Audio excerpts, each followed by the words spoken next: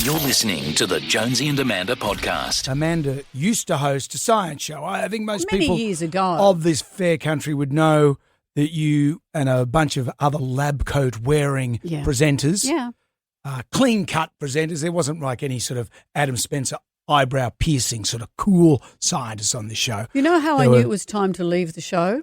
I had a day off in Paris. It sounds like I'm being a tool, but we do 22 stories in one go. We travel for 2 months at a time, do 22 stories, come home, put those stories together and head out again. And I had a rare day off in Paris and I saw a dress in a window and I thought, that looks nice. And it was a medical supplies store and it was a lab coat, but it had a very cheeky shoulder pad. Really? And I thought, I'm mistaking clothes for lab coats. It's time to retire. You like the shoulder pad, but it was the 80s. This show would predict stuff that was going to happen in the future. The show's called Beyond 2000, did you mention? I would garner that you didn't predict anything. That's not true. You didn't see the internet. You didn't see Wi-Fi. How many times have you seen me, Brendan, unpack a small suitcase and take a car out and drive it around? Like I said, you didn't see much. But I'm heaps wicked brain. Although you like to dip your toe into the science world. I do. And that's why on our show we have a thing called Muncie's Science Rap. Muncie is the affectionate name I give to Amanda. How did that start? Amanda, a munchel, the munce. Duh. Roll the intro. I may not be setting any water speed records, but I'm certainly having fun. Muncie's Science Rap.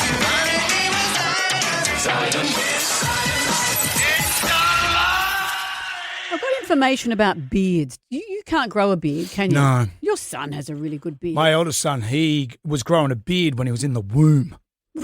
I tickled Helen from the inside. Which was startling when he came out. Who's that guy you went to boarding school with? Yeah. Who, you tell this, well, you tell the story. It happened to you. Well, you're taking over. I went to a boarding school. Let me tell it. No, you. My dad used to say, that was my yacht. I could have bought a yacht.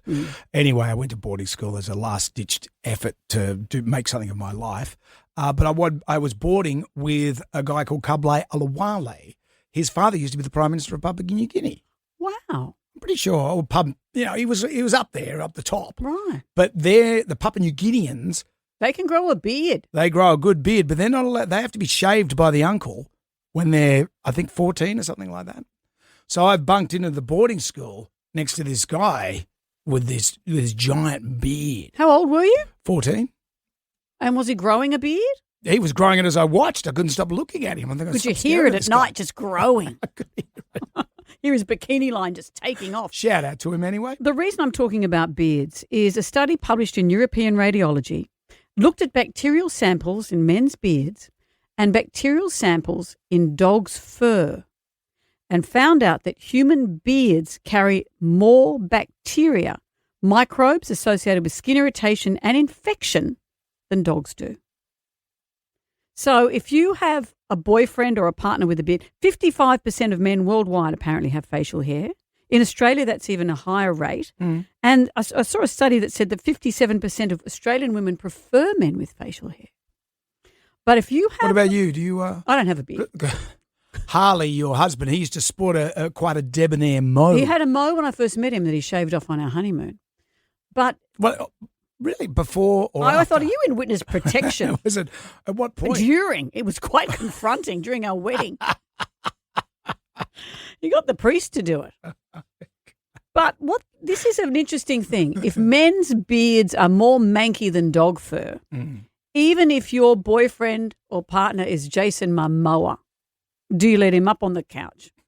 And if he's dragging his beard along the carpet, I think it's time for a worming tablet. I've got some friends who are menopausal. I don't even let them in at this rate. Those beards are crazy. You don't want him dragging his beard on the carpet. No, you don't.